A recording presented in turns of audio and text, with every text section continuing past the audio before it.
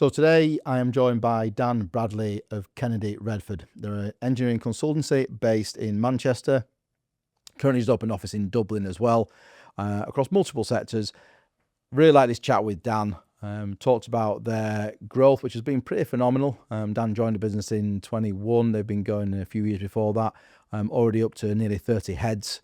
And Dan just talks about how they are really empowering their kind of future leaders in the business, and how it's critically important for them that they do have that succession plan coming through, which for me, for anybody who watches a lot of these, you know it's a big bugbear of mine that I don't think this is happening enough within the consultancy world. I don't think there's enough good succession planning going on. I think Dan and the guys at Kennedy Redford have got this nailed. And on top of that, we talk about Dan's journey to take on the MD role and what that meant and his journey through that as well. I hope you like this episode.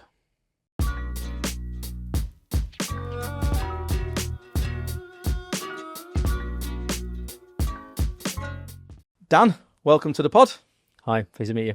No, thanks for coming on board. I think we were talking just before that you've seen a few of the episodes I've done with some of the, I guess, kind of local consultants in the Manchester area. So you reached out. And that's right. And I like the format, and it's with people that I know, etc. So I thought it seems like an ideal opportunity to come in and have a conversation. Yeah, amazing, good. So to begin with, can you just tell us a bit about the business in terms of, I guess, current headcount? Yeah, sure. So we are about just shy of 30 of us now, working predominantly out of our office in Altrincham. Okay. We've got a guy set up in Dublin now, who's been going over there since March. And that came about through, again, bringing in somebody that we've known for a long time, a long-standing working relationship with. So that's again what we see as organic growth. There are, in terms of the 26 of us that are based in Altrincham, probably 2/3 of us are doing civil and structural engineering. Okay. 1/3 of us doing building services. So yeah, it's a nice size. We like to think that it's big project capability, but still with small team responsiveness. Okay, perfect.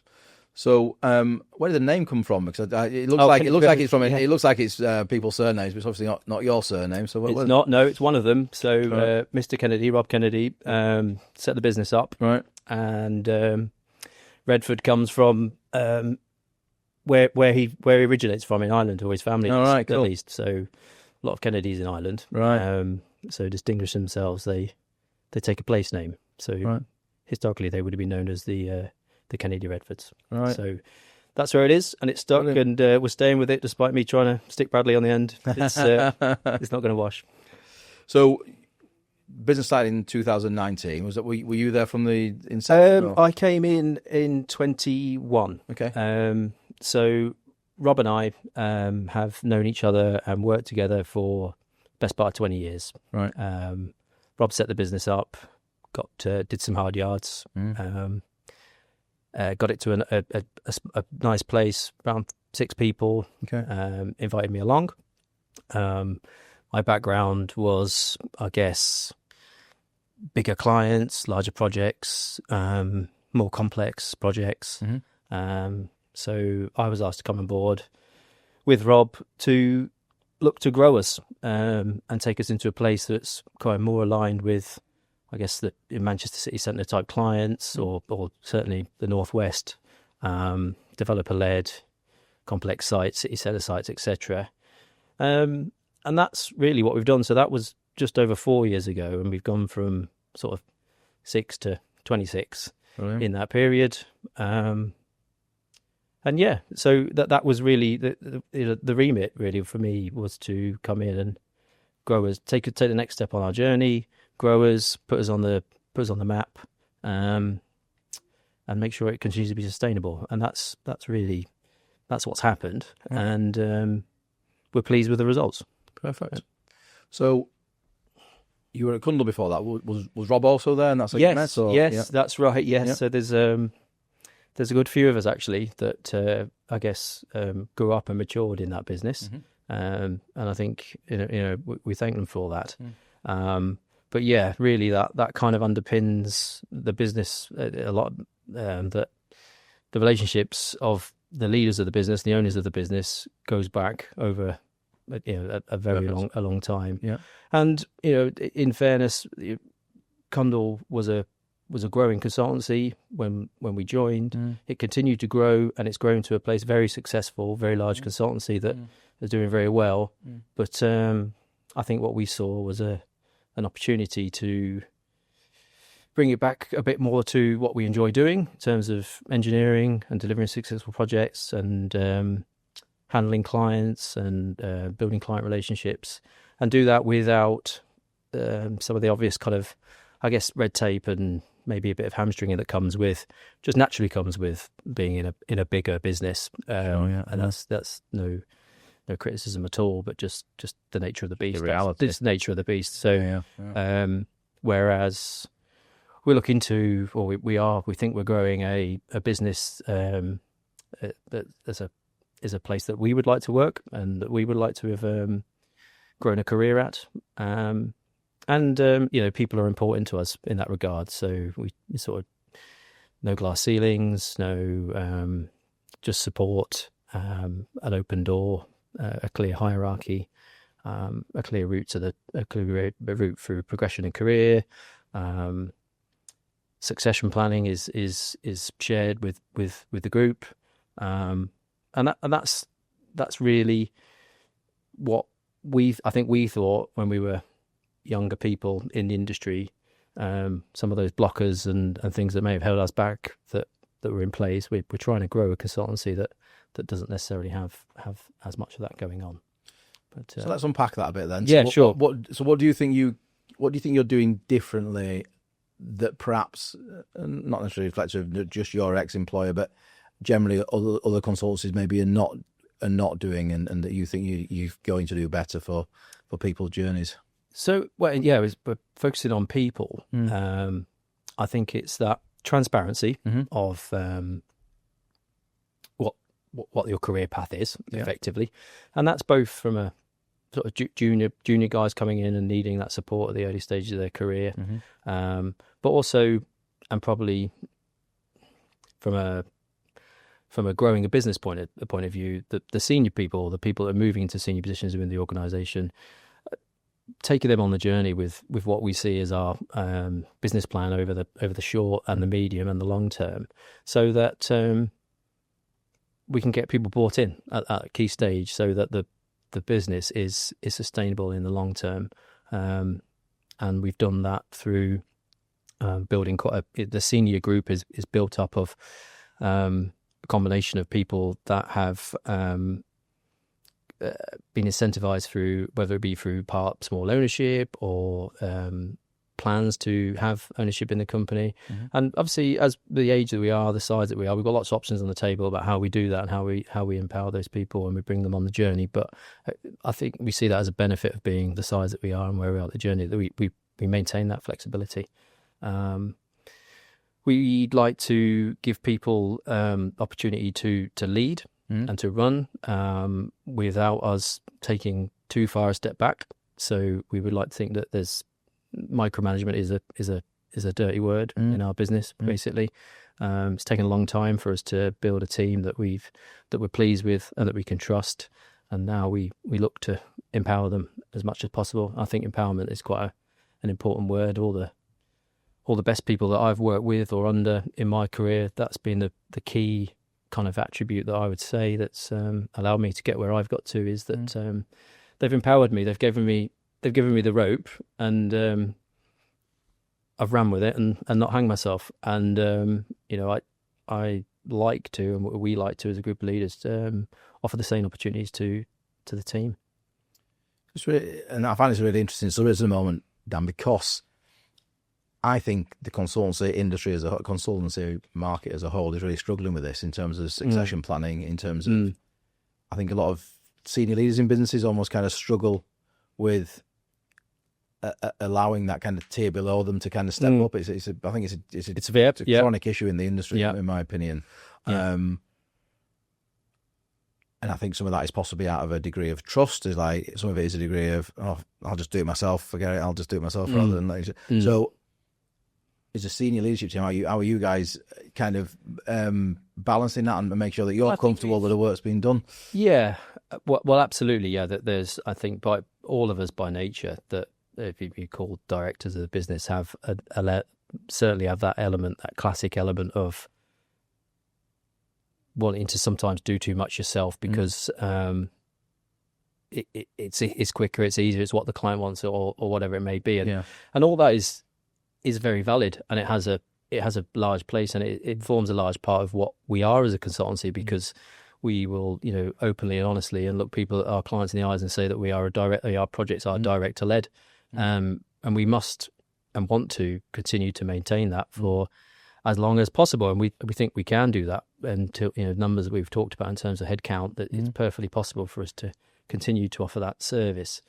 But on the flip side, we also know that we need to maintain the level of success and growth that we do, and continue to deliver, because ultimately engineering consultancy is about delivery of a service, and for us to maintain the quality of service to the number of clients that we have, particularly repeat clients, we have to invest in a team of people around us. And I think the bottom line is, Paul, that if we didn't empower, when I say empower, I mean empower people that we have built a trust up in, which takes a bit of time, to be honest. And we've done that. We've done that through a combination of bringing people into the business that we have a working relationship with, or people that have come into business that we don't have that history with. We've over a period of 2-3 years, we've grown that. But we're certainly not naive enough to think that for the size of the business that we are now, and where we would like to take it to in the next, as I said, in a small, short to medium term, that we could just keep doing it all ourselves. Because inevitably the quality would drop. But what is of paramount importance to us is that the client has a direct line, and the business has a front door, which means if there's a problem, you ring up your key contact there, whether it's myself or Rob or Pedro or any other guys that lead the major disciplines that we offer. That is a key part of what we're about. Is making sure there's an open door. I like that phrase, and I quite often use it, because I think that is what it is. It's an open door to clients that if there's a problem, we will solve it for them. Yeah. So what's the plans for the continued growth of the business, Dan? 'Cause obviously it sounds like from what you were saying, you've had pretty phenomenal growth year on year. What the yes, do you we go at that kind of pace? 'Cause it gets more challenge, doesn't it?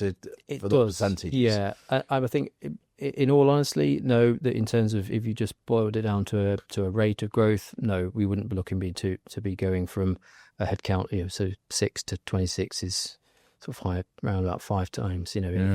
We wouldn't certainly be looking to do that. No. In this geography in the northwest of England, I think particularly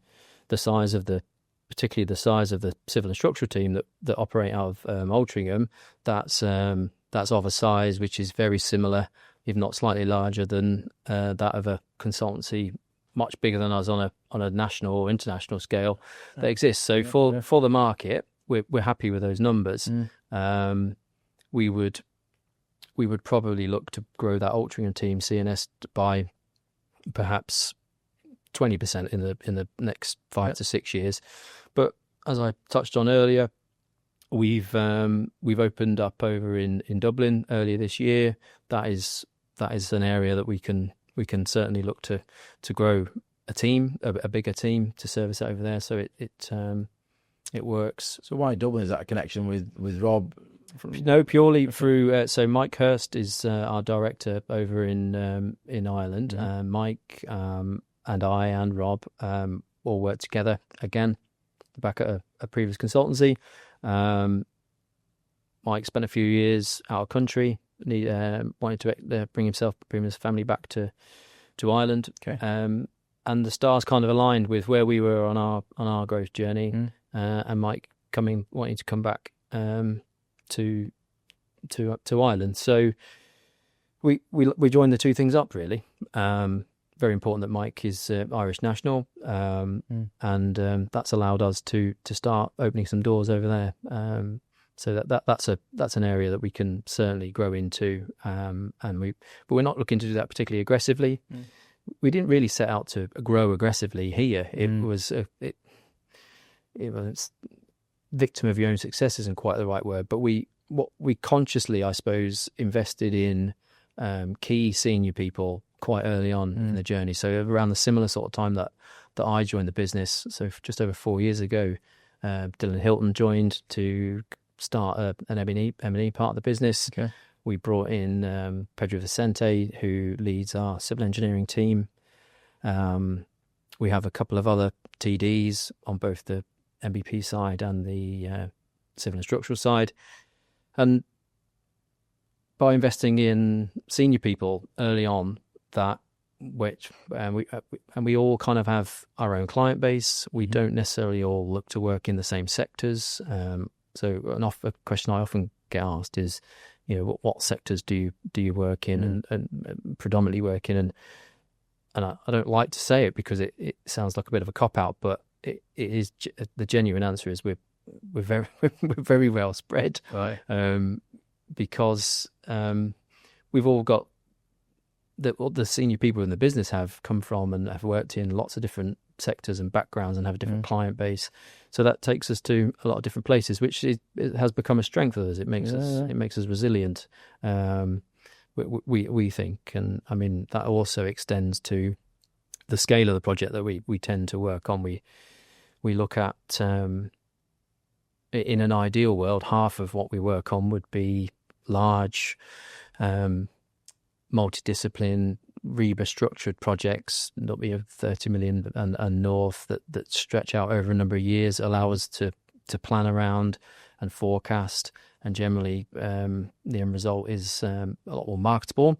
And the other half of what we do is what I sort of term as jobbing engineering, which is hands-on surveying, reporting, but a lot of what we do in that part is repeat business, quite quick turnaround. So that really feeds, helps us out with cash flow, and also a lot of our clients in that smaller scale, the projects we're doing for them, it's kind of mission critical stuff that we're doing for them. So it's slightly protected from wider economic pressures. Okay. Let's say that the bigger projects will have, so consequently we care very much about the small and the big, because it both have a large bearing on our business model, but it does give us resilience, we think, from the economic winds or whatever it might be that sometimes can cause projects of a certain scale to slow down. Yeah, and it allows you to stay strong regionally. Again, there's been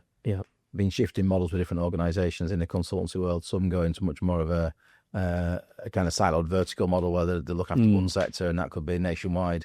And they maybe let go of some regional presence in favour of larger programmes of work, which I always thought that can't be sensible. You've got to stay regionally. Yeah, I think the key is we need, and I think we enjoy staying very nimble. Yeah, and actually, good consultancy is good consultancy, and if it's in one sector or another sector, it's sometimes a slightly immaterial when it comes to engineering. It's about providing good advice in the context of the project or the site or whatever it might be at that time. If it's a hospital, great. If it's an office or if it's a school, or the challenges around the engineering remain largely the same. And what we want to do is just give strong, proactive, upfront, early advice that steers that project to a position where it's viable and deliverable as early as possible, and take the risk away, and do that without the flannel.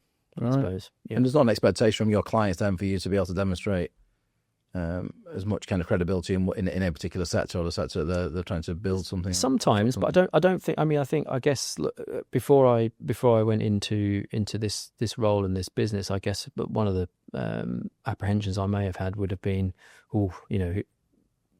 are we going to win any work? Particularly in the field that I like to try and work in, which is the larger, more complex projects. So, but what and much to my not surprised, but it was pleasing actually that a number of clients came because of the relationship and the personalities and the experience and the expertise, as opposed to the size or the credential, not quite the word, but the past experiences in certain. There are some sectors which a very large volume of work in that sector is important, and we understand that.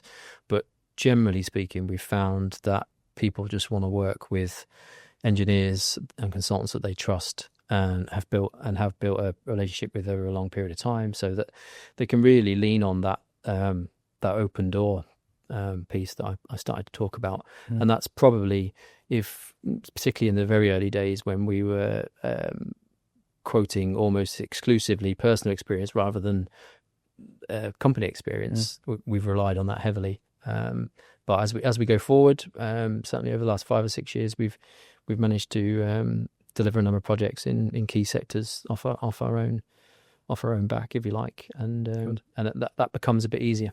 Yeah, I think there has been a trend in the last 10, 15 years where it's probably more sector specific. You had an issue where it was always the bigger consultants who would get that job, but I think now a lot of clients have absolutely done what you said, have followed the relationship with the individual, and if they trust the individual, then prepared to trust a smaller consultancy with that level. They do, and I mean, and again, I think we have benefited from a shift really in the industry for clients to feel a lot more comfortable going to SMEs, if you like, or smaller companies, because the quality of service is there, and it is the simple things. It's the responsiveness. It's the managing expectations.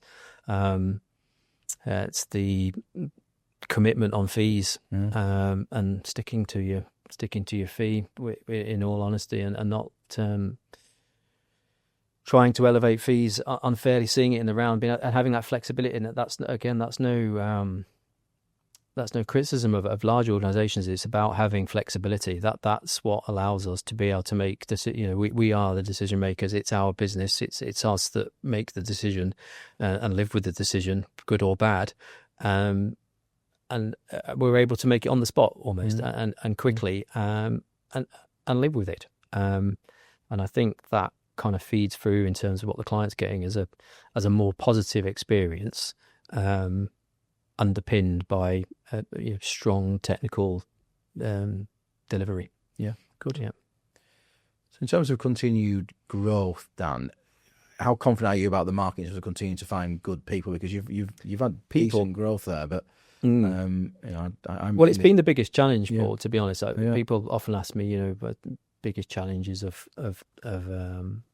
growing a consultancy like ours, and as I said, but going into it, I would have thought the work winning would have been the biggest challenge. But whilst it remains a challenge, it's not the biggest challenge.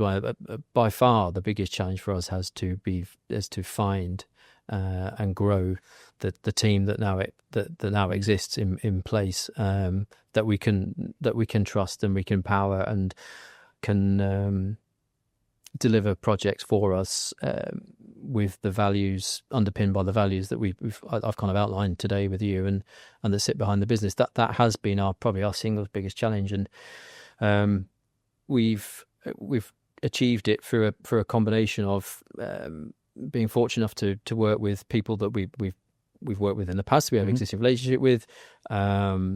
We've probably in the last 2 years we've been able to get to a point where we can do bottom up growth. So we senior teams in place, so we can bring people in that are much earlier on in their careers. And that's in itself, that's pleasing to us that there are people that are either graduate or earlier in their career, and they see our business as a good option for them, because frankly it is a good option because the exposure that they're getting to a variety of work, plus also that kind of empowerment piece. So it has been a challenge, and I guess we found different ways around it. We've worked with some trusted partners in recruitment to do it. We've lent on sort of word of mouth, but that has taken certainly the 3 of the 4 years that I've been in place. Was a large focus on growing a team that is sustainable. There's room to growing it. There's gaps in the hierarchy that people can move into. So we're quite clear with that we're not trying to put glass ceilings for people, and that. But yeah, I don't think there is a magic answer to the kind of how have you recruited so well, or don't. I think you need to look around, try different things.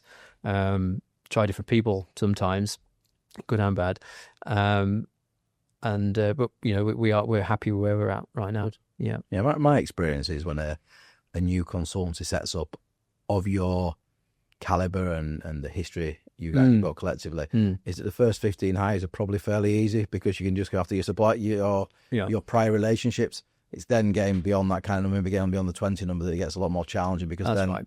You exhaust your network, and you have to then rely on a different network to find those people. That's right, yeah, and and that is exactly how it went, Paul. Really, if people became available that we knew and we trusted, then we'd offer them a role within the business and the opportunity to grow the business with us. Yes, beyond that, it's been. Suck it and see. Yeah, and we've been very fortunate with the people that we've brought in. We're very, very pleased with where we sit currently. Good. I'm imagining the engineering world is very similar to the surveying world, which is probably where I spend my time recruiting mainly. There's just a massive skill shortage. I'm assuming engineering is no different to that in terms of the challenge, in terms of the pool of candidates in the market. Yeah.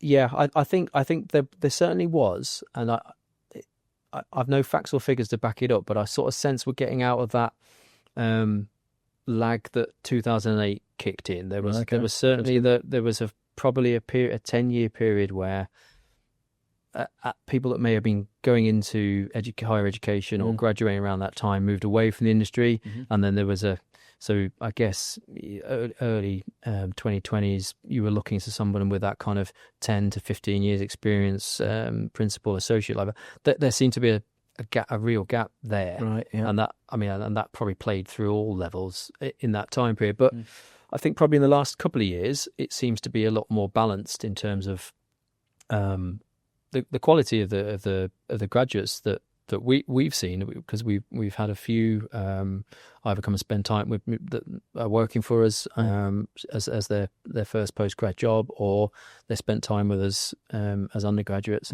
and I the quality of what I've seen has been very good, but I suppose being an employer,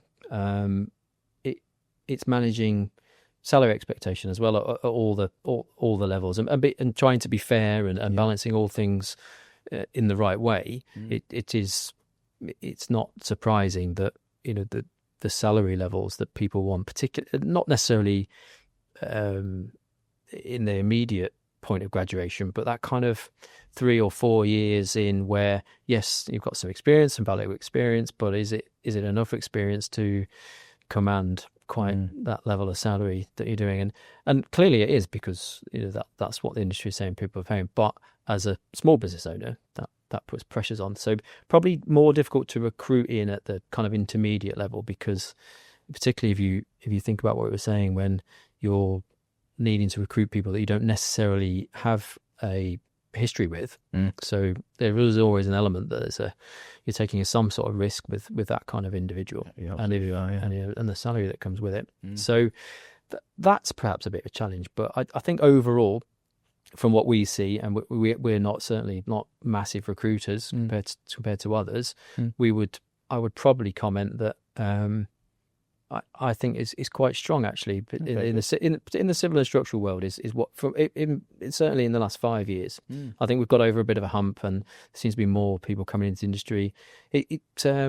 the kind of split male and female could be stronger. I mean, that's always been the case in engineering, but it felt like actually 10 years ago there were probably more females around coming to teams, and I don't see as many CVs from female candidates now as I used to, and I don't know if that's something we're not doing as well at the undergraduate level, but other than that, technically, I feel like we're in a good place. Yeah.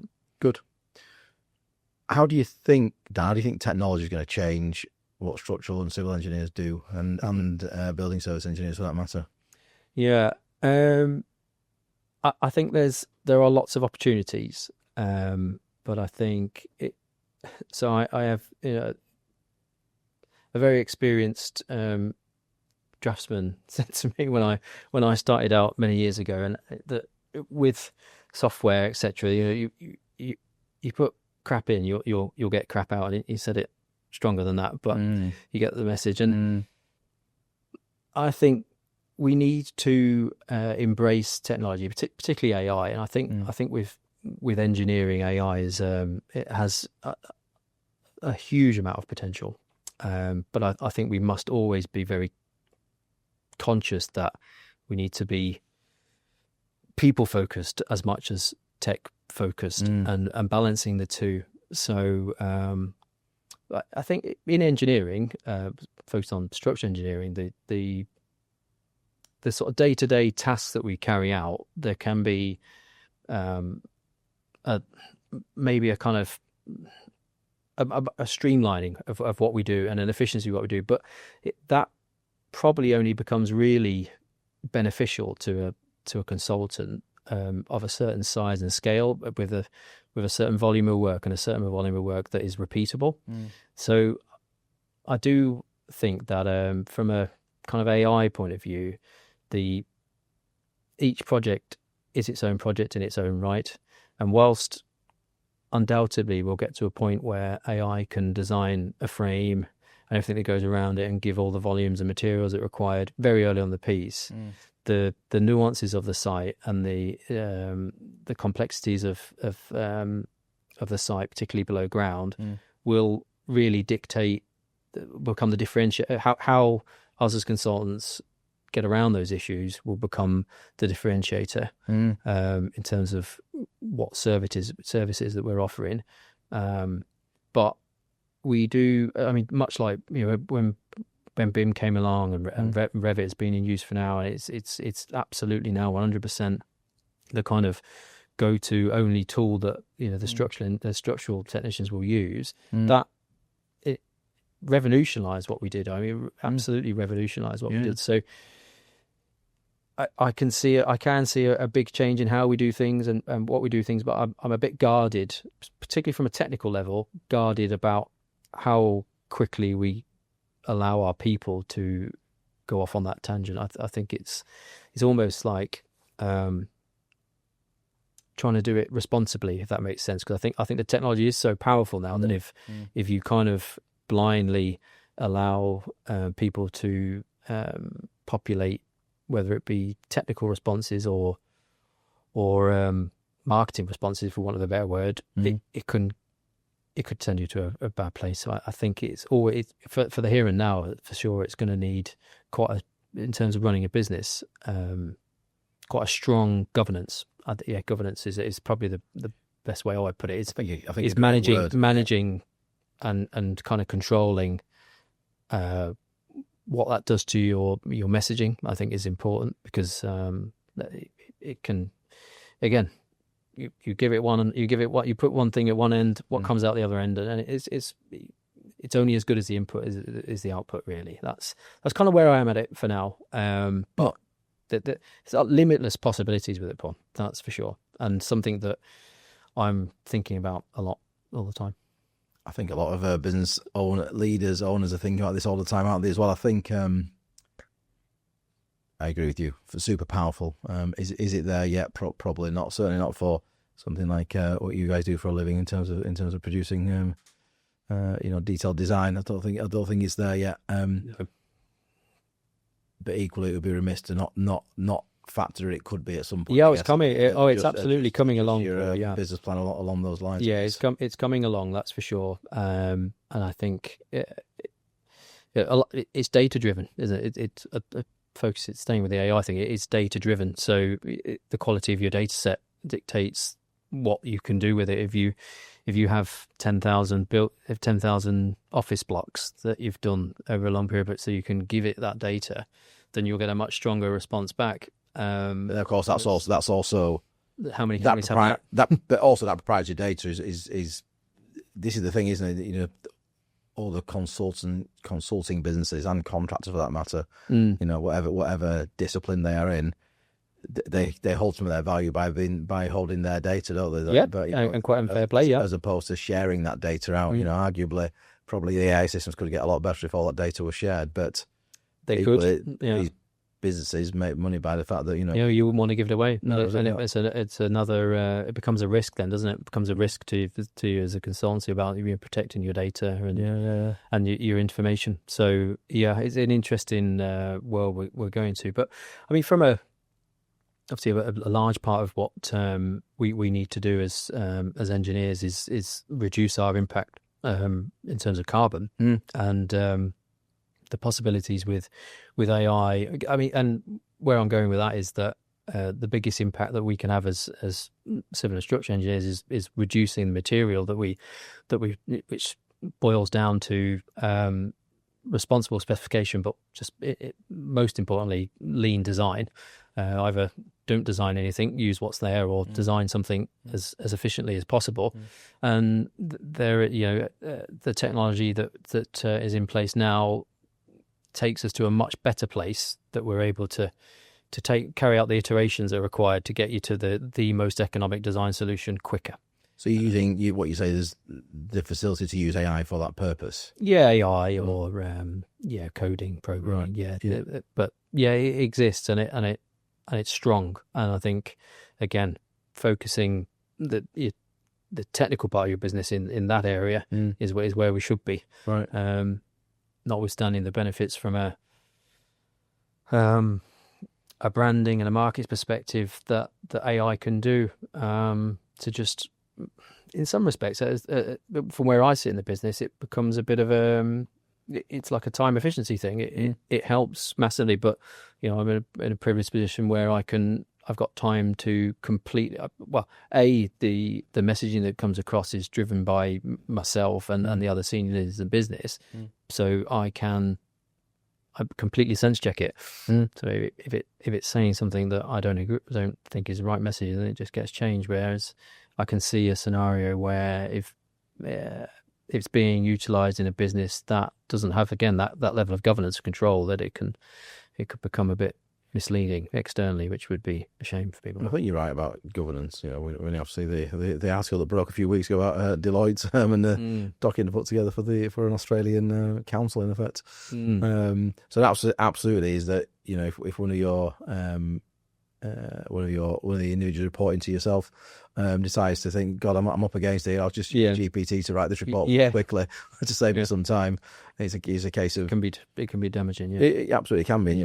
Is the governance there to control that and make sure that doesn't go out? And is there a danger we're going to go back to more checking going on at each stage? But used to, obviously, old school consultancies used to. Right, this can't go out the door until the partner's checked it before it goes out the door. We're going to go back to that. I don't know. It's possibly. Well, yeah. I think the it's a simple answer for us at this stage is don't use it. Yeah. That's where. But how do you control who uses it? How do you know you're not using it? It's just I imagine again and it may be easy to do with smaller consultancies as well. But I imagine with larger consultancies they may be able to. They may have an IT infrastructure that almost can kind of block it off. Maybe. Yeah, possibly. I wouldn't be surprised if they don't.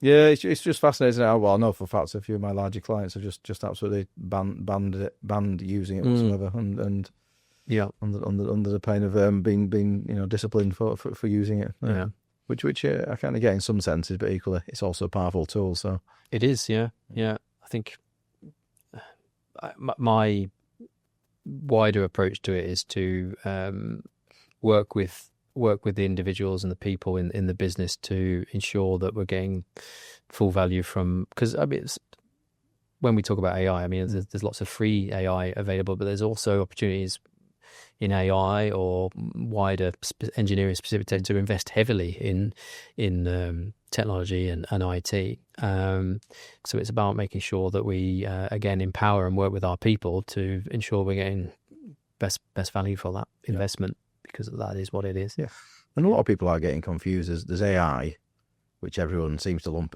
Almost all of technology is now seemingly getting lumped under the term AI, but then it's just clever automation and clever programming, what you alluded to earlier, which is not AI at all. It's just also existed for the last 10, 15, 20 years. But companies now have the power, certainly small businesses, to the cost of all that programming and clever automation. But the point is, it's now it's cheaper than it once was. So i.e. smaller consultancies can compete better, I would imagine, with larger companies on that. At a certain level. And I think that what we are probably finding as part of our growth journey is that the larger and more complex some of the projects we get involved in, it's that kind of risk reward of investing in that technology at the right time. And we've certainly come across that bridge a couple of times, but it seems to have gone on in line with the wider growth of turnover, etc., to support that kind of infrastructure, really, the investment that we need to do. Yeah, good. So obviously you've had phenomenal growth over 5 years since the business, 6 years since the business was set up. Was it eight? The business will be into its eighth year next year, so we're in year 7 now. Yeah, brilliant. Nearly ending the year. So it all sounds like going terribly well. What hasn't gone well? What has gone wrong? what have you learned lessons from, I guess? Not a great deal, which I think we've had challenges. I mean, we've perhaps found growing the consultancy in the M&E sector more challenging than the CNS sector, and I think that's partly to do with the CNS business has been going longer and and certainly had a bit of a more running start in terms of the overall growth of the business. But I think the M&E is kind of set up classically that a consultant will deliver the more early stages of design, and then the later technical design and construction design is delivered by the supply chain contractors. And I think that means that clients are perhaps a bit more comfortable at the earlier stages going with more established businesses, etc., because ultimately the package will be moved on to a specialist supplier much earlier in the piece. So I think that there's been some challenges around that, and whether we quite were able to predict that one and see that one and map out a bit of a longer journey in terms of how we grow that side of the business. That might be one thing we would look back on. People again, understanding really that in order to sort of maintain the kind of quality of service and the delivery that's been the volume of work that comes from that, from being successful, and then at what time you recruit and how you recruit, and making sure the things align, that I think that is always the crystal ball one, isn't it? I think every consultancy would have probably liked to have known exactly when they're going to need to employ 2 people, and therefore they would have started a conversation at X date in the year. And I think we've always found that slightly tricky, and maybe we would have, but we have always been quite bold with recruitment. If the turnover supported it, we've committed and we've recruited, but it is a difficult one to manage. Office space juggling. I think we've maintained in the same building for the entire time we've been going, but we've been in 3 different spaces within the building, different size, volume spaces, and that it's kind of every year there will be something that lands in the budget which has got a very low number set in the budget and then ends up as a very high spend at the end of the year with legal fees or office fit out or something. And perhaps we, from a budgeting point of view, we might have, if we'd set up 10 businesses in the past, we might have seen some of these things coming that come along, which are just ends up being inevitable costs that sit against the business. Yeah. Which I guess until you run a small business, you don't get. No, so, when you, no coffee machine. Yeah, £100. And the right quality coffee is very key. To be fair, Absolutely key. Yeah. I mean, we have probably saved a good amount of that through not going to coffee shops. So, but it makes a difference. Yeah, absolutely. Good. And so when did you move into the MD position in the business? So I took that on 2.5 years ago, Paul. Okay. So yeah, that was always the kind of the plan really. That was so Rob who founded us was MD. When I came in, I think it was I can't recall if we spoke about it or not. We probably did over a beer at some point. That as the business moved forward and the growth kicked in, that I was effectively sort of was my remit really for coming in. That it would make sense that I take over the MD role. So yeah, that's took over 2.5 years ago now. So what has Rob moved into a kind of chairman type role, or is he just? No, Rob is a director, and the same as mixing his time between client management and probably more sort of commercial management of the business, which again sort of frees me up a bit to focus on strategy, projects, and people, and we've kind of sort of naturally found our happy places like that. Yeah. So what was your kind of day-to-day, week-to-week look like for yourself, Dan?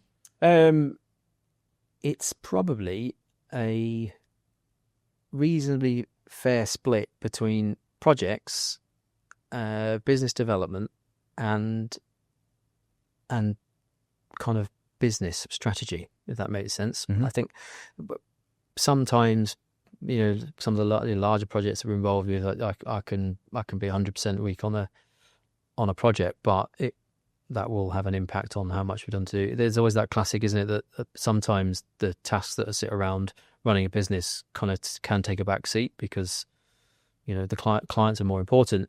And actually, over the last couple of years, where we've been able to build this team that I've talked about, that's allowed me to be able to manage my time a bit more effectively. But I'm always very, very conscious of the win work, do no business development, and then end up with no work and needed to, so that kind of S curve that follows that.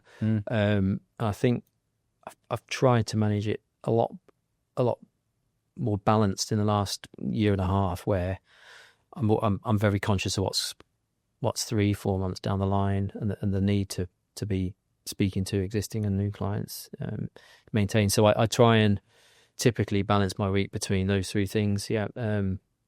Technical governance of the business, project delivery, people, and strategy and business development. Right. Okay. And when you say project delivery, you're still in a billing role for some of the time, or just... Yeah, we don't sort of account that granularly. Right, unfortunately, and that's a benefit of being in a business of this size, that my time isn't. I'm not on a timesheet, so to speak.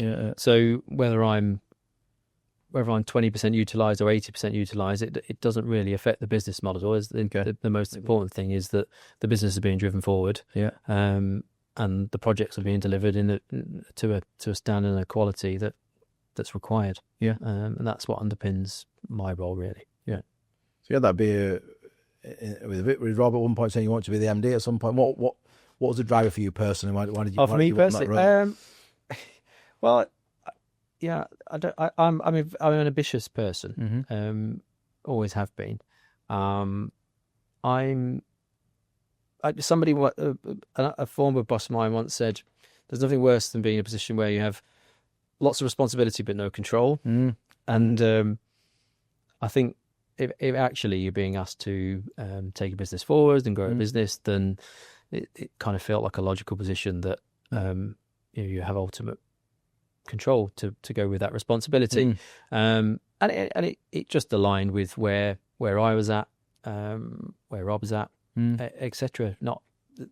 We're a very straight talking, open, down to earth group of guys, really, that have tried to grow a consultancy in that image. So there's never been any power struggles. It's about I guess putting round pegs in round holes, so that the outward looking facing part of the business. I probably best represent that in terms of what we're about, looking in and looking out. If that makes sense. Yeah. So in terms of the client base, you said it's quite spread. I presume that is across both public and private sector when you say it has been, yeah. I mean, because of the, I guess, the timeline of the business, we haven't aggressively chased frameworks or got on a huge amount of frameworks, and that's probably somewhere we'll look to push more into over the next year or two. But that said, we have actually done a fair amount of public work for public sector bodies, but predominantly being brought in through the private sector route. So PMs or architect led teams that are bringing us in as trusted consultants, I guess, to work with them. So we are delivering and have delivered a number of projects in the public sector across residential sector, bit of healthcare, some leisure, some civic buildings that we've worked on. But I couldn't put a figure on in terms of where it sits in percentage terms of what we do, but perhaps 20% of what we ended up doing in the last 2 years as the end client ultimately has been public sector. But and I think perhaps there was a bit of a jump in public sector work once the new government was announced, and now we're maybe in a little bit more of a procrastination phase until we find out what's coming at the end of the month. But, and do you do much in kind of high-rise residential? Yeah, we've got a bit of we've a lot of experience in the team. We're currently delivering the University of Manchester student resi scheme at Owens Park in Fallowfield, which is over 3,000 beds, up to 14-story towers on that development. So we are in the thick of gateway approvals, which we're finding a way through. I imagine structural engineers must play a big part in that process. Yes. Huge. Very, very important. I think that particular project, it's in terms of procurement and management of the supply chain and funding, etc. It's ideally set up to align with a gateway type process, but I can certainly see challenges from the sort of private developer sector where the level of spend and subcontractor input in particular is needed at a much earlier stage, where that is a challenge. But as I say, the DBFO model that the University of Manchester project is on, it kind of suits it, albeit it's pressure on the design team.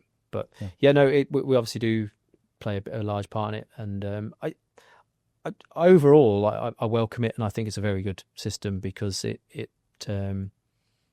forces you to develop and think about your designs at an earlier stage in the piece, which is a perfect way of managing risk, both from a client's point of view, but also from our point of view as a business. If we've taken that design to another level or had outside input on that design at a much earlier stage, we're able to either manage or identify that risk early on in the piece, and the conversation around what that solution is therefore easier because people haven't committed to something that had a heavy risk tag on it. So overall, I certainly welcome it. And I think once the statutory bodies and the governance of it is fully in place and robust enough to deal with the volume that's of people that are needed to manage it, then there's no reason why we shouldn't be looking back on it and saying it was a positive for the industry. Yeah, I think everyone agrees to that. Actually, I think it's just a case of, like I say, getting on with it now and ironing out some of the kinks. I think to make sure the process is smoother. So and that'll probably come down to cost again. Yeah, absolutely will.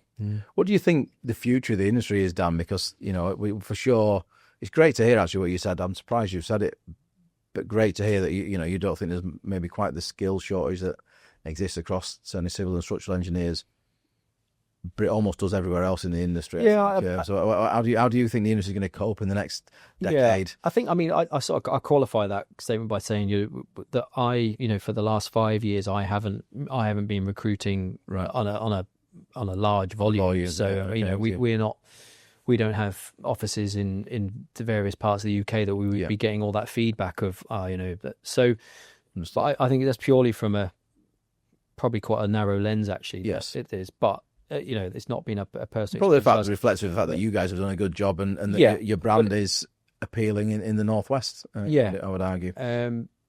Where do I see it going? I think that, and long may it continue, that the need and the kind of respect for businesses of a certain size and scale that are able to operate without sort of the handcuffs of large overheads or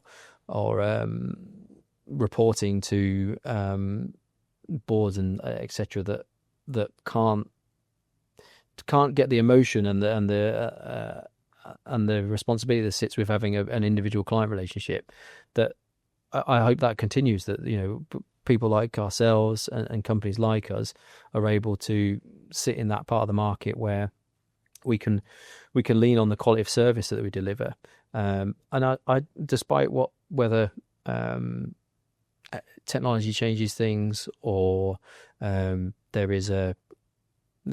will always be financial pressures, whether it be severe or not as severe. Those things will always exist. But I think what will continuously be needed is kind of grounded, respected consultancy advice that is brought in at the earliest stage of a project, so that risks can be mitigated and managed, and ultimately get projects to a point that's viable as early as you can in the piece, and don't just price risk, because if the amount of money that's put against a certain risk item will be directly impacted by what the wider economy is doing, and that will do whatever it wants to do. But the need for good quality technical advice that manages that risk, I can't see ever changing, hopefully. That's probably looking at it from a very technical lens, that there are other impacts from economy and etc. that developers and major contractors will have to deal with, that I'm not qualified to comment on properly, but we know they exist. And I think my take on it is that as long as we keep ourselves grounded in that, our advice is everything I've outlined, without before repeating myself, that we will always have a place in the industry. And what it looks like 30 years down the line, Paul, I've no idea. Don't care. We won't be around to worry about it. I know, but I'm sure somebody could always ring me up, and there'll be a query somewhere that needs an old head, maybe. But I don't know beyond that. But I think certainly for the next 10 to 15 years, there's a lot of opportunity for a business like ours. And I'm kind of personally pleased that I came into doing what I was doing at the time I did it, because I think it is a good time to be doing it. Yeah, 100%. Yeah, definitely. Good. Dan, thanks for your time today. It's been really good. I always finish with one question, which is, who was your best kind of boss or mentor in your career, and why? You did. I had a bit of a pre-think about this one, Paul, and I've had three, I guess, like core bosses and mentors throughout my career. A guy very much at the start who was very old school, sat in his glass box, but my God, you respected him and you worked for him, and actually drove me very, very hard as a young engineer. So good qualities there. A guy through the middle who totally, as a kind of intermediate engineer, could see that I had potential and completely pushed that on, and allowed me to grow, which I valued hugely. And then Lee, my boss at my last company, who was excellent engineer, but became a valued friend as well. And we took that particular business in a really good place, and he fully empowered me along that journey, and probably gave me most of the tools and the skills, both from a kind of managing of people, but also managing of projects and technical excellence, that I sort of lean back on today and have grown. So yeah, I couldn't name one individually. No. They've all Don't worry, had not their many- not many qualities, can, to be fair. but certainly Lee probably put me in the strongest place that I could possibly be to then take on what I do now. Amazing, good. Yeah. Well, look, I wish you continued growth for Kennedy Redford. Thank you for being Paul. part Yeah, of the pod. no, And thank you for having me on. yeah, no, thank you. Cheers. Good. Cheers.